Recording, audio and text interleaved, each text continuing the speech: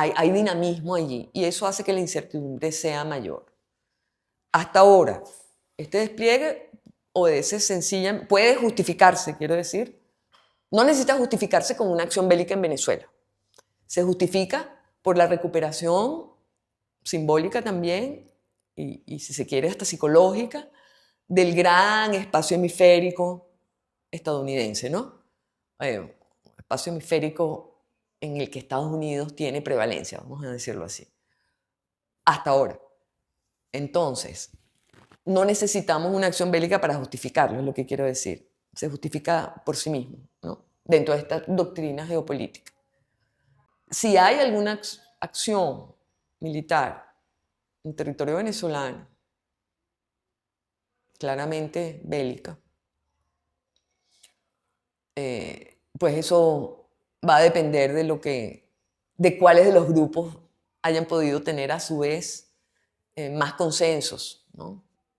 Lo que estamos viendo en la opinión pública estadounidense es muy interesante, porque tras cubrir cubrir y descubrir la narrativa del narcotráfico, los medios están empezando a darle espacio también a muchos que empiezan a pensar qué pasaría, qué pasa el día después, ¿no? Y justamente y a visorar los riesgos de que una operación de cambio de régimen que ya casi nadie niega que sea lo que en última instancia se está persiguiendo, solo que por ahora se está persiguiendo con pura presión, con amenaza y presión, pero que podría justamente, siempre queda ahí ese escalón adicional para provocar una caída del régimen del gobierno. Se preguntan entonces muchos expertos qué pasaría. Y yo ahí sí voy a dar mi perspectiva, digamos, ¿no? Para el gobierno de Trump es un riesgo muy, muy alto entrar en una operación que implique violentamente, o sea, en plazo corto, la renuncia o la extradición, o como se llame, o digamos, la caída del gobierno de Maduro. Entiendo yo además que no están tampoco dispuestos a encontrar una vía alternativa, o sea, la presión no está solo para que haya un cambio de gobierno, sino que hay efectivamente la idea de que esa presión tiene que llegar, de que si se va a hablar de cambio de régimen, es de cambio de régimen de verdad, es decir, no de gobierno, sino de... ¿Qué diferencias hay entre esas dos cosas? Bueno, es que el gobierno es precisamente lo que vemos como estructuras institucionales y cargos públicos. El régimen es el sistema, ¿no? Todo sistema, hay regímenes democráticos, hay regímenes autocráticos, hay regímenes híbridos. Si la palabra régimen no significa autocrático, significa estructura. Como cuando uno dice, estoy a régimen, tengo una dieta. Bueno, tiene unos principios, ¿no? Para comer, es lo mismo, aquí hay unos principios. Pareciera que quienes propugnan el cambio de régimen abiertamente hablan, en efecto, de cambio de régimen, pues, de que no habría una alternativa de solamente de abandono del poder de parte de Maduro o del alto gobierno, sino que el asunto iría a mayores, digamos, ¿no? Tampoco está muy claro. La pregunta tuya es, bueno, ¿qué significa exactamente eso? ¿Qué es un cambio de régimen? ¿Cómo lo están viendo? Y eso sorprende mucho porque nos muestra mucho también cómo este despliegue militar forma parte también de una narrativa. Lo que pasa es que es una narrativa material, vamos a decirlo así, pero es más narrativa que otra cosa. Es despliegue, es amenaza, es presión y es narrativa. Una narrativa que no tiene fundamento en el sentido de que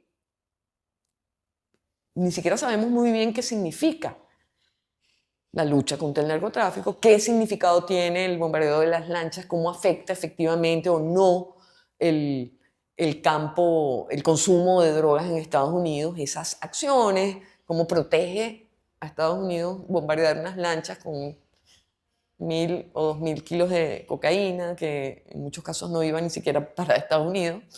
Es decir, que no esta idea de que se manejan como etiquetas, ¿sabes? Es una de las cosas que más es sorprendente, porque es una narrativa anticipatoria con unas etiquetas que en sí mismas pretenden hacer efecto. Hay un famoso filósofo, J.L. Austin, que tiene un libro extraordinario que se llama Cómo hacer cosas con palabras.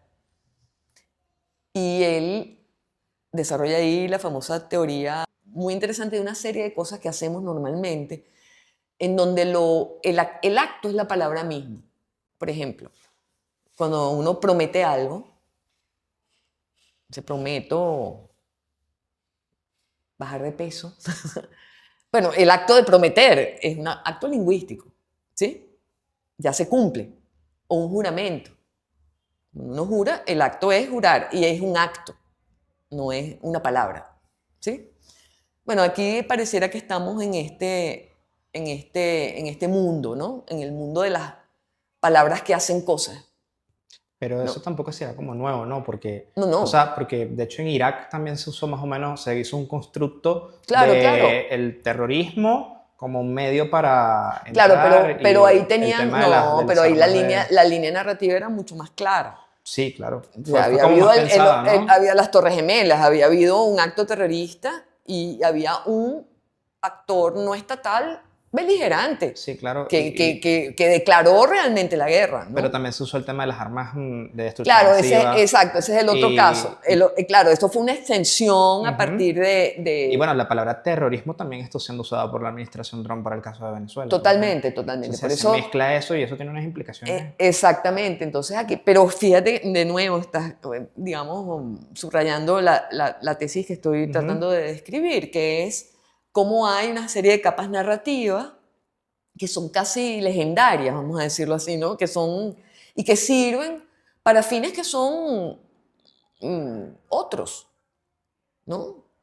Es decir, los fines en principio de un cambio de régimen sería la restauración democrática o la recuperación de la soberanía popular y de la decisión que el pueblo venezolano tomó el año pasado. Ajá. Pero esa narrativa tiene que ver con lo que se está haciendo, o sea, qué tipo de acciones están conduciendo a ese resultado que se espera, ¿no? Entonces, ahí es donde vienen las leyendas, las capas de significado, ¿no? Yo sí siento, de nuevo, el hecho de que haya un despliegue militar de ese calibre en el Caribe no justifica no está causalmente ligado, vamos a decirlo así, a un ataque hacia Venezuela dirigido a un cambio de régimen. El despliegue podría estar allí como parte, o puede justificarse, quiero decir, como parte de la nueva doctrina geopolítica de Trump que se viene exhibiendo desde el mismo día en que tomó posesión. ¿Quiere decir esto que no va a haber nada? Ahí es donde entra lo que dije antes, ¿no? El segundo círculo, que es esta discusión doméstica estadounidense acerca de qué hacer con Venezuela. ¿Y quiénes son los actores allí? ¿No? Una de las ausencias más notables del discurso tanto de Rubio como de los otros oficiales en Estados Unidos es la palabra democracia. O sea, cambio de régimen es una cosa y pareciera que democracia es otra, porque la palabra democracia no aparece como objetivo, ¿no? O sea que es bastante curioso. Tenemos algo que puede escalar o no, es lo que quiero decir, básicamente. A lo mejor cuando esto se difunda haya pasado algo que me desmienta. Perfectamente no tengo ninguna garantía de lo que estoy diciendo como para... Pero lo que es interesante es que, sea cual sea lo que ocurra, hay una configuración geopolítica nueva. Eso es cierto. Es decir, Maduro puede permanecer tal vez en el poder porque los costos, como decía yo antes, lo que la prensa estadounidense y mundial está mostrando sobre todo es a los expertos en transiciones, en cuestiones militares, etcétera, diciendo, tenemos que ver el día después. La naturaleza del terreno, geográficamente hablando, y del terreno político, nos hacen sospechar que una acción violenta puede tener repercusiones terribles en el sentido de que obligaría a Estados Unidos a desarrollar una fuerza permanente, por ejemplo. Sí, hay un tema que, por ejemplo, en el uso de la fuerza en tiempo reciente, hemos visto como pasó en Haití, por ejemplo, todo el desenlace que tuvo. También lo que ha pasado en Libia, que ahora Libia básicamente es un país dominado por señores de la guerra, y lo que terminó dejando en Irak, que dio pie a una violencia sectaria que se cobró miles de vidas. Ahora bien, hay un argumento que de los partidarios de la intervención esgrimen, que es que eso no va a pasar en Venezuela porque Venezuela tiene una suerte de tradición democrática y que básicamente eso es como un blindaje para que no haya inestabilidad. Ahora, le quiero preguntar con respecto a ese argumento, Yo ¿cómo lo ve usted? no, Porque... no lo he oído. Yo lo que he oído es algo todavía más fantástico, pues, ¿no? Es algo así como, no, eso no puede pasar. Porque no puede pasar. Es decir, ¿por qué no? Digamos, hay una especie de tautología que no... A mí no me queda claro cuál es ese argumento, honestamente. Pero puedo responder como pienso yo, por qué pienso yo que sí hay un altísimo riesgo y lamentablemente esto que voy a decir muestra que quienes propugnan la solución externa, vamos a llamarla así, o intervencionista. O de fuerza, o sea. Que no es intervencionista, porque la solución de fuerza o bélica, no están entendiendo al país para nada, están completamente desconectados, porque el primer contraargumento es, o sea, digamos, o el primer argumento que favorece lo que estoy diciendo, que es el riesgo inmenso de que haya prácticamente un Estado fallido. Sí, que nos volvamos un Estado fallido, es lo que está haciendo el gobierno, justamente, la narrativa del gobierno y lo que está haciendo.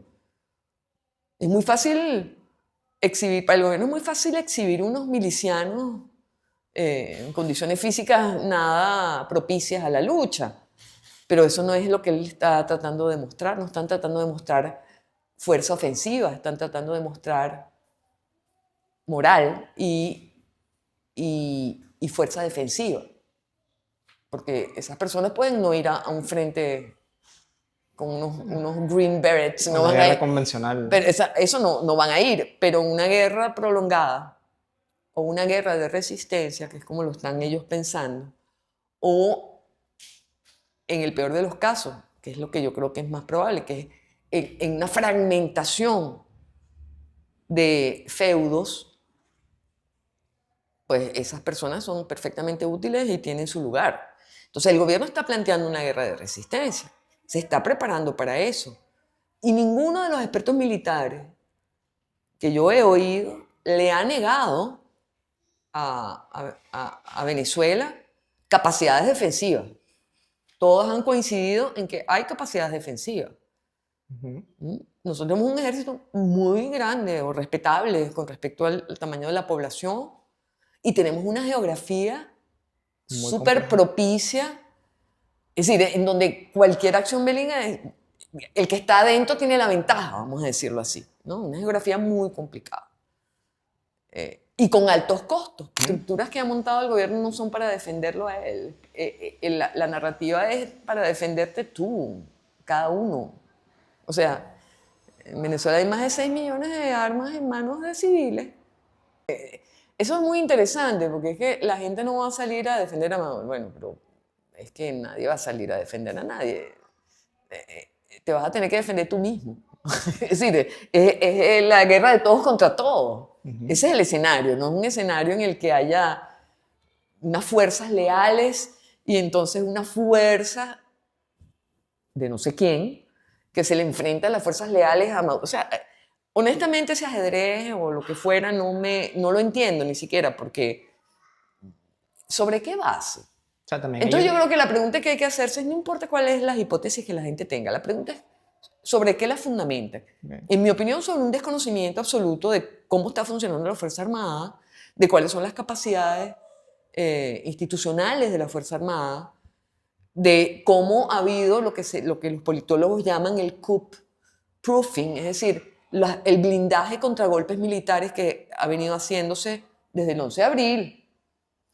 Eso cambió completamente las líneas de mando de la Fuerza Armada, se crearon estas zonas redes que hace que no se puedan comunicar horizontalmente entre sí, tienes que ir por un canal que es distinto al canal logístico además, entonces cualquier alzamiento no puede tener repercusión en los demás, se aísla automáticamente.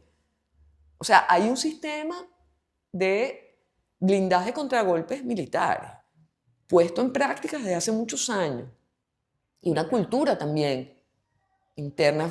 Yo estaba leyendo la declaración que hizo, la declaración no, el mensaje que le envió el piloto de Nicolás Maduro al operativo de la CIA que supuestamente lo había tratado de sobornar. Y el hombre dijo, mira, nosotros seremos cualquier cosa, pero traidores nunca.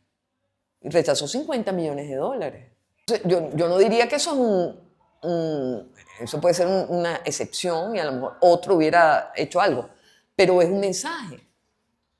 Y es un mensaje que muestra lo contraproducente que pueden ser, no solo lo contraproducente de lo que se pretende hacer, sino la falta absoluta de conocimiento. Tienes que conocer. Y no hay interés ni siquiera en conocer cómo funciona, de nuevo, la Fuerza Armada, cuáles son sus valores, cómo es su narrativa interna, cómo es su relación con el poder civil, qué están dispuestos a hacer y cuál es la relación con la oposición. Hay una... O sea, entonces, sin esos fundamentos, ¿cómo pueden justificar cualquier acción? Y, repito, no lo estoy juzgando moralmente. O sea, la gente puede decir, bueno, sí, a mí me parece que hay que tener una intervención de fuerza porque las vías políticas han sido agotadas, supongamos. Podemos discutir el fondo, yo no estoy de acuerdo con eso, pero eso lo puedo dejar si me fundamentas esa estrategia. ¿Cómo puedes esperar éxito de una estrategia semejante? ¿Hacia dónde nos conduce? De nuevo, uno puede articular, filosóficamente uno puede siempre argumentar sobre los fundamentos y los principios o sobre las consecuencias. ¿Verdad? Uno puede tener una ética consecuencialista en ese sentido, ¿no? Es decir, bueno, no juzgo moralmente ni políticamente lo que estás planteando, pero sí puedo juzgar moral y políticamente las consecuencias de lo que tú estás planteando. Y yo creo que es exactamente eso el giro que se ha dado en la opinión pública estadounidense y en los círculos políticos con la reacción demócrata, etcétera. Dice, no, ya va. Ni siquiera nos pongamos a discutir sobre los motivos, las razones, vamos a discutir las consecuencias. ¿Va a involucrar una situación bélica en Venezuela? ¿No involucra acaso una presencia permanente de Estados Unidos en ese territorio? ¿Cuál es la escala? ¿De qué se trata esto? ¿Cómo queda la gente? ¿Sabes? Empieza a ver las preguntas claves. Entonces, frente a... Por eso decía yo antes, la conversación es importante. Porque detrás de mucho de lo que se dice, sobre todo en las redes, imagínate, en el ámbito, en el mínimo espacio público que tenemos en Venezuela, está compuesto por consignas que no hacen el razonamiento completo. Solamente las premisas, pero las consecuencias nadie las quiere asumir. Y es una irresponsabilidad política no apoyar una estrategia, en este caso bélica o cualquier otra, y no hablar de las consecuencias que tiene. Entonces es muy complicado. Se están minimizando esas consecuencias porque claro, hay quien dice que no hay algo peor que el presente y que básicamente exactamente, no hay nada peor que esto, pero sabemos por experiencia que siempre hay algo peor. Sí, bueno, la historia, o sea, la historia de la academia tienen ese como componente. hemos venido, nada puede ser peor que Chávez, bueno, tenemos... En fin, sabemos perfectamente que eso no es un argumento, además, eso es una falacia absoluta, ¿no? La primera falacia que le enseñan a uno en filosofía, eso, digamos que es una falacia probabilística, pues, ¿no?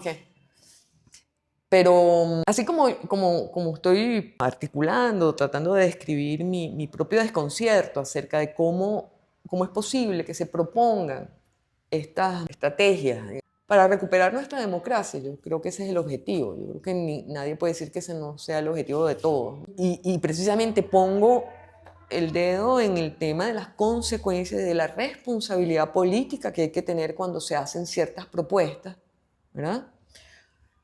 En el caso de intervenciones bélicas o estrategias de fuerza o estrategias de máxima presión, las podemos meter todas allí, aunque no son iguales, o estrategia de quiebre, porque se supone que todo esto era para que... O de colapso. O de colapso, de alguna manera no se sabe cómo esto pondría al gobierno de Maduro frente a unos dilemas. Bueno, no importa, pero el punto es, hay que hacerse responsable de las consecuencias que cualquiera de esas acciones políticas van a tener.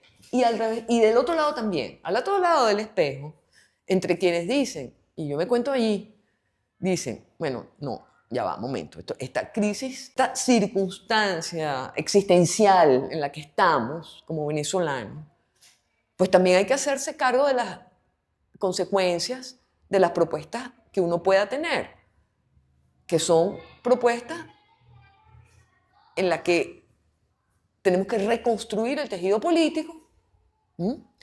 Tenemos que lograr que de alguna manera la presión debe estar ubicada para que el gobierno de Maduro reconstruya su propia base institucional, es decir, no siga violando las instituciones y la Constitución, y que entienda que tiene que ir, que el objetivo fundamental político que los debemos perseguir es la alternancia política.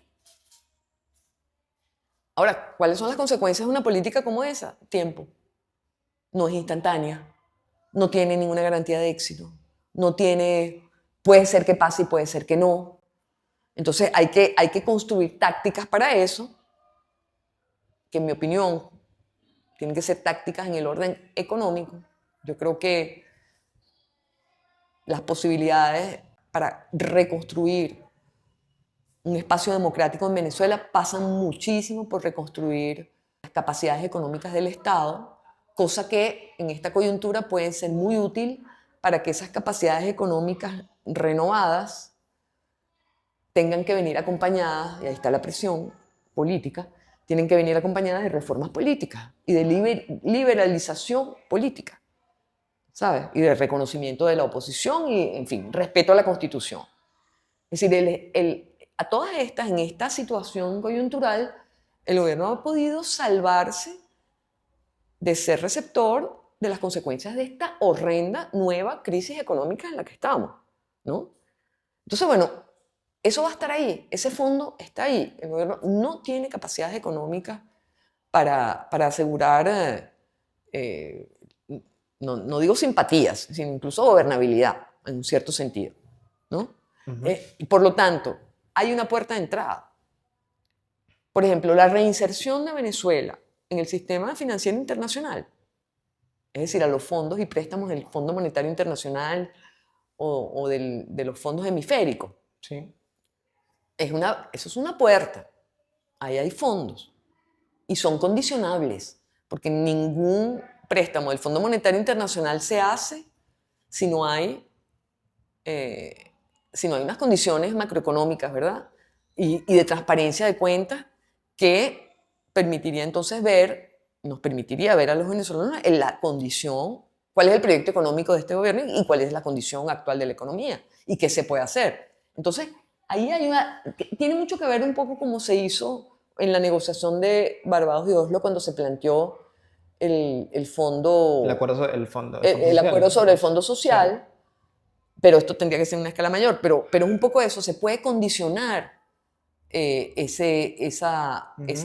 comportamiento político e institucional del gobierno de Maduro con eso que en realidad son presiones, sí, pero en el orden económico. Entonces, bueno, el gobierno dirá, como a veces hace Cuba, que lo acaba de hacer, que rechazó ayuda humanitaria. Sí, sí. Después. Entonces, claro, el gobierno de Maduro dice, no, yo no voy a abrirme nada, y bueno, no, seremos la segunda Cuba y la tercera Nicaragua, o sea, no sé, ¿sabes? Pero es la única, yo pienso que hay un camino por ahí que puede ser útil e interesante para avanzar. Hay algo que... Pero sin una... ¿Cuál es la responsabilidad política que hay que tener ahí? La responsabilidad política que hay que tener es decir, bueno, esto es un proceso que puede ser exitoso o fallar y que necesita paciencia y necesita tiempo. Y pasa por, lamentablemente, decir, vamos a dejar lo político por ahora de lado, vamos a reconstruir las instituciones económicas, vamos a reconstruir un mínimo de estabilidad y vamos entonces ahí sí empieza el trabajo de apertura política que no puede dejar de hacerse, porque si no, la economía va a seguir colapsando, ¿no? ¿Sabes? Sí. Entonces, creo que ahí hay una vía. ¿Quién se hace responsable de decirle eso a los venezolanos? Porque eso es lo más impopular que puede haber. Popular es, en cambio, prometer que un señor de afuera puede resolver una situación tan compleja como la venezolana. Entonces, de nuevo, los dos necesitan responsabilidad política. Y yo creo que eso es común. Me van a decir que estoy comparando los dos, pero no, yo creo que no es un problema solamente de los actores políticos. Los venezolanos en general somos muy irresponsables con nuestras propias opiniones políticas, ¿no? Y con nuestras propias, con nuestras propias preferencias, ¿no? No nos cuesta nada cambiar de preferencia. Yo no sé si, o sea, ¿recuerdas en la época de Juan Guaidó? Es decir, aquel especie de entusiasmo un poco burloncillo, ¿no? Pero había como una cierta certeza, bueno, ya, esto va a ocurrir y ya tenemos cómo salir de esto y tal. Las mismas personas que después de que terminaron, digamos, criticando y decepcionadas por lo que ocurrió con Guaidó, pues ahora resulta que no están decepcionadas cuando se les plantea la misma trama política. Entonces no, ¿sabes? Hay un tema muy complejo. Yo veo a la gente, además, más bien muy ocupada de su propia supervivencia. Ese es el otro elemento. Hay una cosa que quiero preguntarle a propósito de eso, dos preguntas que me quedan. Una tiene que ver con lo que comentamos sobre el tema de reforma y de la reinserción de Venezuela en esas cadenas de valor, ¿no? En varios procesos de transición política, o sea, en España, por ejemplo, en Polonia, con el Sindicato de la Solidaridad, y en Sudáfrica, post-apartheid, la clase media jugó un papel muy importante, porque es básicamente ese articulador que lleva esas demandas del Estado con Claro. los sectores populares y viceversa. Bueno, básicamente hace un par de meses, hace un mes, salió un estudio hecho por dos académicos iraníes, Farsegan y Habibi son sus apellidos, sobre cómo las sanciones en Irán destruyeron a la clase media iraní. Y la clase media iraní, bueno, era una clase media que tenía un capital intelectual, económico muy importante para la reforma. O sea, desde el año más o menos 2009, cuando protestaron precisamente a raíz de una crisis electoral, y luego con lo que vimos con el movimiento Mujer y Vida, que es uno de los movimientos más importantes en la historia contemporánea de Irán. Ese tejido social, ellos argumentan que se fragmentó a partir del año 2012, cuando esa clase media, dependiente de la renta petrolera que ingresa en Irán, se debilita. Venezuela es un país, al igual que Irán, dependiente de la renta petrolera. Le quiero preguntar si usted considera que las sanciones unilaterales han tenido un impacto sobre el debilitamiento de la clase media, esto sin excluir, digamos, las políticas que se iniciaron durante el gobierno de Hugo Chávez, y hasta qué punto eso ha limitado la posibilidad de construir espacios de conversación, mediación y participación social autónomos.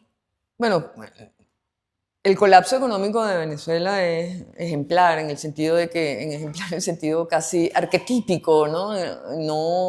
No ha ocurrido un colapso semejante en tiempos de paz, como lo ha mostrado muy bien Francisco Rodríguez. Y ahí, honestamente, la discusión, que de nuevo es nominalista, sigue siendo una discusión de puras palabras, que lo que quieren es señalizar otras cosas, ¿no? De la discusión sobre si el drama venezolano, el drama que vivimos los venezolanos día a día, se debe a las sanciones o se debe a la revolución,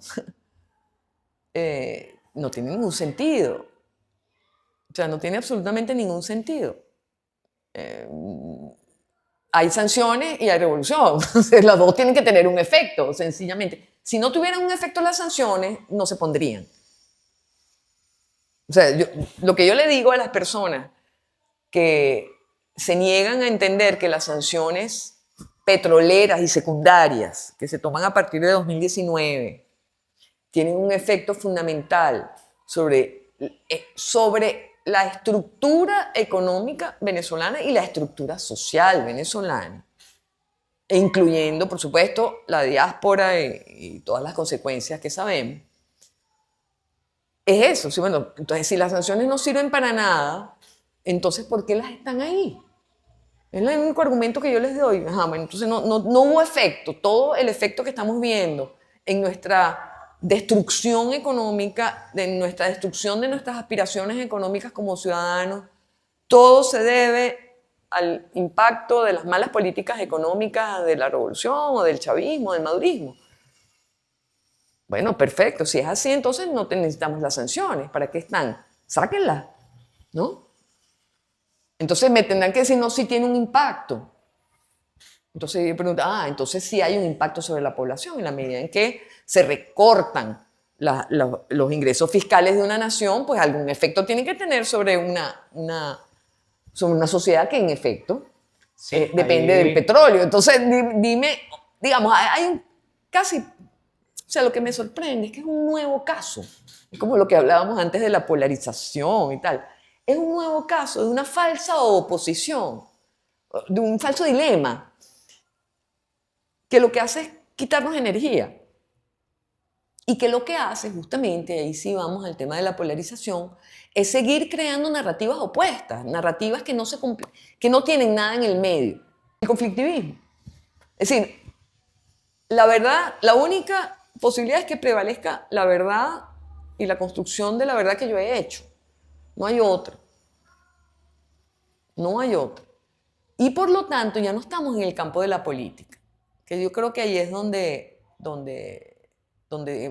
podemos terminar, aterrizar en este accidentado vuelo que hemos hecho, ¿no? Pero, y por eso sí, para mí el 28 de julio también el gobierno rompe con la política, con un principio político fundamental que es la soberanía popular, y empieza como te decía, otro espacio de unas reglas que ya no son políticas, y en las que lamentablemente todo el mundo ha encontrado un espacio. O sea, la oposición ha encontrado un espacio un espacio en ese lugar no político. ¿Cómo? Moralizando la política, convirtiéndola en una lucha del bien y del mal.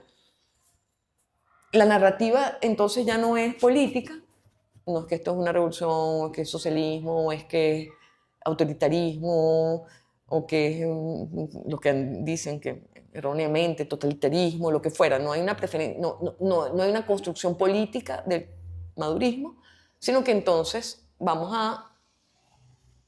es un mundo criminal, es un mundo que sigue otras reglas, unas reglas que están al margen de la moral. Entonces ya la política pareciera que no existe, o no existe el campo en el que podemos discutir políticamente. Y por lo tanto pareciera que esto que yo dije antes, de entender que a través de la economía podríamos acceder y reconstruir el espacio de la política, pues en este momento parece como una locura, ¿no? Pero es exactamente eso lo que hay que hacer. O sea, hay que empezar a debilitar el discurso moralizante. Esto no es una lucha entre el bien y el mal. Independientemente de que haya buenas políticas, malas políticas, o que uno sí, por supuesto, tenga un contenido moral en sus preferencias políticas. ¿Sí? Uno tiene principios, uno tiene conceptos que lo guían, pero fundamentalmente hay que reconstruir mucho más que la democracia, hay que empezar a reconstruir lo político, que además tampoco es que está muy de moda en el mundo, porque lo que está haciendo Trump en términos de política internacional es acabar con la política internacional. Lo que hace Putin al invadir Ucrania es acabar con las reglas de la política internacional. ¿No? O sea, se acabó, ese juego se acabó. Y nosotros vamos a tener que empezar entonces, eso es como el juego de ludo, ¿no? Que uno, cuando perdía un punto tenía que volver al principio. Bueno, nosotros tenemos que ir a los principios. Y los principios de la política son de la política.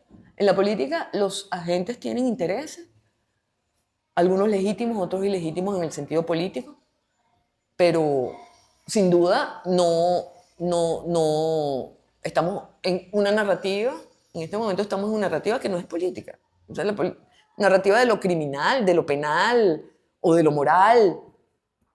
Sí. Eso no avanza, eso no tiene, no es constructivo. Porque el problema, más allá de los hechos, de que probablemente Nadie puede ignorar la cantidad, el peso que tienen las economías ilícitas en la economía venezolana. Eso sin duda. Pero en esas economías ilícitas no participa solamente el gobierno. O sea, es otra la situación. Y son otros intereses. ¿No? Y más bien allí hay una relación muy tensa. Es decir, lo que pasa es que nadie lleva esa cuenta. Pero la cantidad de enfrentamientos que ha tenido la Fuerza Armada Nacional con el ELN es muy importante. La destrucción de la industria petrolera, que a medida que las sanciones desfavorecen la producción petrolera, la reducen o la controlan, o la constriñen, bueno, la capacidad de recuperación de la industria va a ser en un futuro más difícil, ¿verdad? Sí, o menos probable.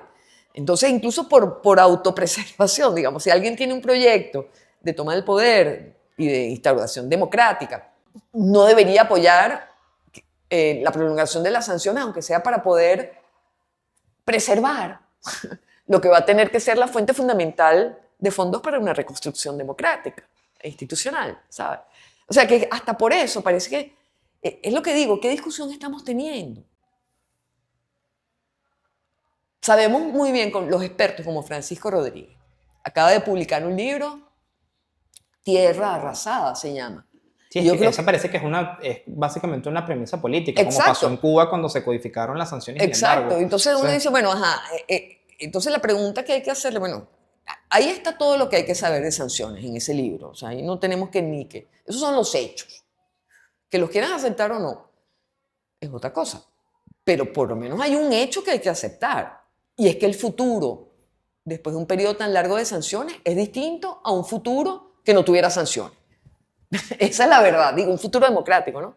O sea, un futuro democrático, después de una historia de sanciones como esta, es distinto a un futuro democrático en el que las sanciones, como mostró la corta recuperación económica del año pasado, o de los 2 últimos años, donde no hay sanciones. O sea, una economía que pueda en este momento liberarse, digamos, ampliarse, muy modestamente, porque es que el crecimiento tampoco es que es maravilloso, ni mágico, ni mucho menos, pero eso, digamos, un futuro con la menor cantidad de años posibles bajo sanciones es mejor que un futuro con muchísimos años de sanciones, pues, para decirlo en términos más simples, ¿no? Entonces, oye, es que me parece que hasta esa perspectiva es irresponsable. O sea, es como que quieres acceder al poder, pero no te das cuenta que estás creando unas condiciones en las cuales el poder se te va a escapar. Se te va a hacer más difícil gobernar. O sea, no. Entonces, de nuevo, mi reflexión es, ¿cómo es que no podemos hablar de estas cosas?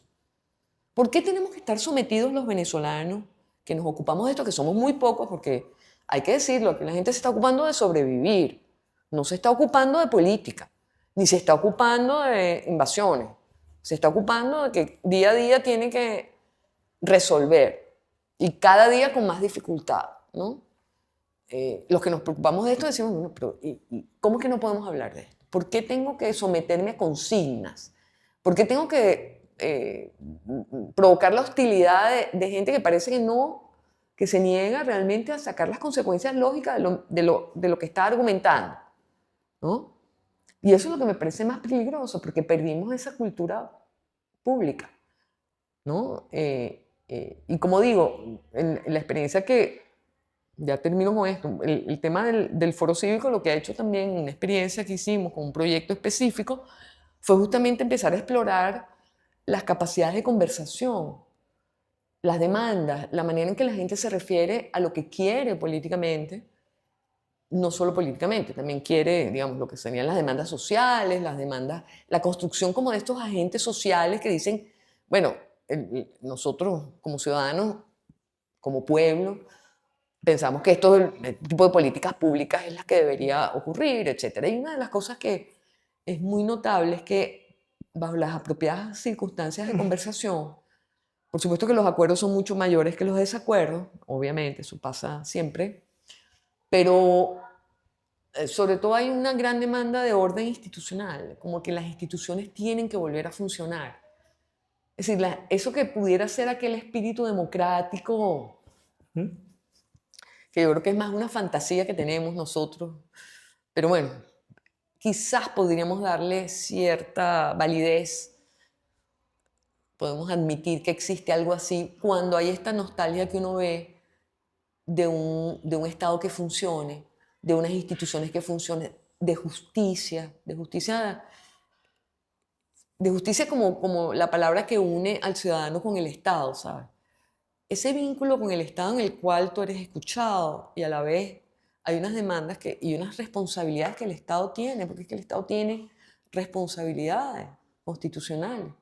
Esa idea del reclamo de las obligaciones de un Estado que no está cumpliendo con las obligaciones. Estamos en una paradoja. Un Estado supuestamente omnipotente, hipervigilante, hiperrepresivo, pero que no está cumpliendo con su... No existe. El Estado no existe para la gente.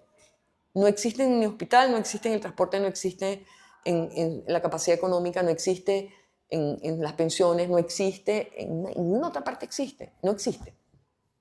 No existe. Entonces, tenemos un Estado que existe simbólicamente, pero que no existe en la práctica. La gente quiere un Estado que funcione. Y así de sencillo. Ese es el proyecto político de la gente. No otra cosa. Entonces, yo creo que hay que, en ese sentido, de nuevo, volvernos a escuchar, o buscar la manera de escuchar, buscar la manera y evitar la polémica nominalista, pues, ¿no? Que de verdad es bastante feo lo que está pasando ya hablando concretamente del espacio público tan pequeño y tan disputado que hay, ¿no? Y tan sangriento que es, ¿no? Simbólicamente entonces, bueno, no solo simbólico, porque las restricciones son reales, ¿no? Yo no estoy minimizando en absoluto las condiciones en las que estamos, pero hay que buscar la vuelta, hay que buscar la salida, hay que buscar una puerta. O sea, es imposible simplemente seguir con este ciclo, ¿no? Porque esto es como un ciclo. Entonces, bueno, no va a haber invasión, sí hay invasión, pero no hay cambio, pero sí hay cambio. Y entonces, a todas estas siento que el gobierno, no digo que se consolide, porque es que sobre qué base se puede consolidar si ni siquiera tiene el tema económico ni siquiera abordado, no digo que resuelto, sino no lo ha podido, no ha podido dar con una fórmula sustentable. Pero está ahí, pues. Con esa nota optimista termino. Sí. Bueno, muchísimas gracias, Colette Capriles.